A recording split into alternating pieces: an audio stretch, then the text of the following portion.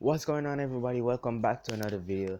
I am one happy Liverpool fan because Liverpool earlier today beat Burnley by 2 goals to 0 in their first game with the full capacity filled with fans at Anfield in 18 months, of course. So I really want to get straight into this video. Right after I apologize for the decline in quality, like I'm recording this one in the night, so apologies for that. I'll make up for it with the content. So I just guys, I'm just gonna get straight into this one by talking about the performance slash the overview of the game. So overall, I think it was a good game to watch if you're a neutral.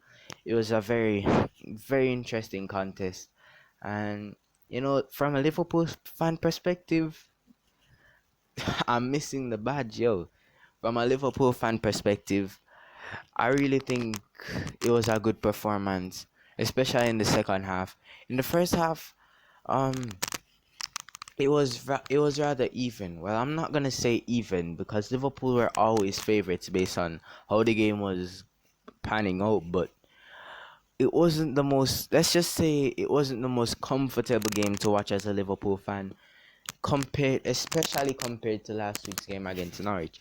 And we all know you can't go into a game against Burnley comfortable because you know that they can do something, and once they score a goal, it's very hard to get one back. So you can never go into a Burnley game feeling comfortable. So for us to come away 2-0 winners, guys, I predicted it. Like, you can call me a guru or anything, but or you can hate on me for being a guru, but I predicted it, guys. You remember I said 2-0, guys. You can't blame. I did say 2-0. But anyways, I think it was a good performance from the Reds. High energy. They really found the space in behind, and they worked their way around the press, and that's something I wanted to touch on. I was really surprised with Burnley's approach. They actually pressed high up the field and looked to get on the front foot a bit. Of course, they couldn't really get much on the front foot with Liverpool, their opponents, but they were pressing, and it really surprised me. I thought they would just sit back all day and hoof the ball up the field. That's what I said in the preview, but they actually pressed, and more on that later. Good performance from the Reds, solid 2-0 win. Let me get into the talking points that I took from the game. Talking point I want to touch on is the performance of Harvey Elliott and his link up with Mo Salah. So Mo Salah actually links up rather well with Harvey Elliott, and I really need to touch on Elliott because as a youngster coming into the side, I really expected him to go out on loan to a Premier League side this year, but he stayed in the squad and he's proving himself. He's proving himself, and you know it's evident that Klopp rates him, and deservedly so. Did you? Ah man, I keep looking back at the goal he created for Salah, the disallowed goal, and just. What that could have been. I mean, he could have got a beautiful assist on his Premier League debut. And the funny thing about Elliot is we all thought he was gonna replace Salah being that right winger, mainly because he loved to cut in on his left foot. But I see him as a Shaqiri replacement, really. Not only the fact that he's a winger who can also play in the attacking midfield position, also the fact that he's a creative player. He has skill, and he's not really a like for like, but he's closer to Shaqiri than Salah. And if anything, he's an upgrade because because he adds a lot more value with the squad plays. So I really think that he can do a similar thing that what Curtis Jones did when Lallana left, because I really think Shaqiri will leave and Elliot will step in. So yeah, I just want to say I'm really impressed with him. I think that right hand side partnership with Mo Salah was excellent today. Again, he created the goal that was disallowed. He just linked up with him so well, and that's really encouraging for me as a Liverpool fan, and really comforting to see. So let's move on to the next talking point. Next thing I want to touch on is Burnley's style of play. So I think I touched on this in the overview a few minutes back, but I really have to talk about it. Burnley, they surprised me. As I said, I thought they would just sit back, but they actually pressed. They really pressed, and they looked to get on the front foot. And that is the least Burnley-like performance I've seen in such a long time.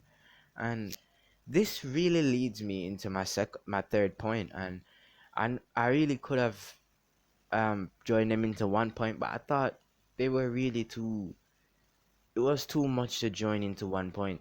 But I think there's really a reason why Burnley did this. Because last season, basically every side that faced us, they sat back knowing our weakness. But Burnley of all teams, pressed. And that leads me into my third point, which is Virgil Van Dijk. So we've been missing him for so long, and I actually forgot what he brought to the side until, well, not forgot what he brought, but how much he brought to the side during the time he was out. And how is this connected to the Burnley style of play? As I said, normally they would just hoof it up the field or try to counter attack, but today they pressed, and I think that is because of the return of Virgil van Dijk. First, they know that they have two physical strikers, but I don't think they would really stand a chance against Van Dijk and Matip. They would they would really it would really be much better for Burnley if they had two pacey small strikers to escape from Van Dijk and Matip. But they knew the strikers they had, so they had to play a different style. And not only that, I think they were trying to put pressure on the two centre backs who had returned from such a long time out. And but Liverpool were just calm. They were very calm under pressure, especially Virgil. He adds so much calmness to the side, and you know it's just amazing what one man does to an entire team. Like the entire team just looks so much more organized, and it's evident what he brings to the side. We're a different team when Verge is in it. Even the Verge that's just coming back from an injury. And it's difficult to judge just yet because he hasn't really had a real test yet. His real test will be against Chelsea. And but so far I love what I've seen from him on his return. And if a team potentially possibly had to change And if a team has to change their entire style of play just for one man, well, potentially change their style of play, maybe they change their style of play just because of one man, it would speak volume to the importance of that one man. And we all know the importance of Verge. And if that is the reason they change their style of play, then you need me to say no more. To the back line and beginning with Trent Alexander Arnold. So I think he deserves another 8 out of 10. He he was solid defensively. McNeil didn't give him too much trouble, and he looked like a threat going forward. Obviously, he got his assist with a beautifully chipped ball to Sadio Mane. So 8 out of 10 is for him. Big Verge 8 as well. He was very calm. He was extremely calm and dealt with everything that came his way. As I said, he organized the side. Another solid performance upon his return by Virgil van Dijk. Alongside him was Joel Matip, who deserves a 7. Not the most outstanding performance, but it was a very good performance nonetheless. 7 just seems right, just about right to me. I know Simicas 7.5. Simicas did well. I think he could improve on the defensive side of things a lot. He looked a bit shaky. Of course, he worked very hard to track back, but I don't think his defense is at the level that we need just yet. But he is proven to be a very solid replacement for Andy Robertson. Well, I say replacement, deputy or backup for Andy Robertson, I should say. And yeah, solid 7.5. Of course, he also did well to get the assist. That was a perfectly placed ball onto Jota's head. Moving on now to the midfield. Start beginning with Henderson, the captain. Henderson he was shouting. A very Henderson thing to do. He really helped organize the team as well. And overall, 7 out of 10. Nothing too special from the captain, but he played well. Naby Keita, this might seem harsh, but I'm gonna give him a 6.5. 6.5, yeah, that seems about right to me.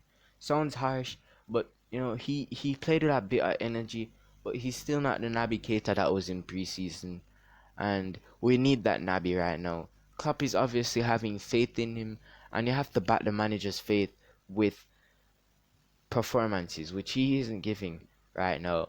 But 6.5, he helped out. He passed about to Simicas, who then assisted Jota's goal.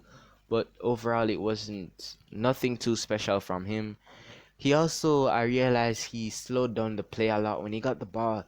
He didn't really just pass the ball quickly. He kept it and slowed down the attack. So, yeah, it's not the best performance I've seen of Naby. A few glimpses here and there, but yeah, nothing too special. Then moving on to Harvey Elliott, who I'm gonna give a 7. He beautifully cushioned the ball with his chest, then gave it to Trent, who gave Mane, who scored. He also set up the beautiful disallowed goal.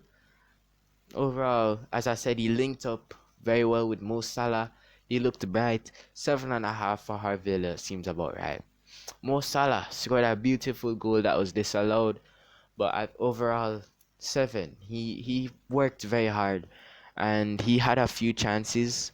He got close on a few occasions, but he didn't get his goal. You know, mm, what do I say? Not the most eye-catching performance, but a good one nonetheless. Bro, and my captain blank, man. I swear, I'm so bad at FPL. I choose Salah, and he blanks as my captain, bro. Anyway, that's not what the video is about. Bobby Firmino came on as substitute. I'm not supposed to mention him yet. Diogo Jota, 8, scored a very good header. Was very energetic and lively. Linked up the play well. Worked hard. 8. Sadio Mane, 8.5. Man of the match. He was very, very energetic. Very. Well, now you see me, now you don't. He got a well-deserved goal, which I really saw coming based on how the match was playing out. And, very good volley.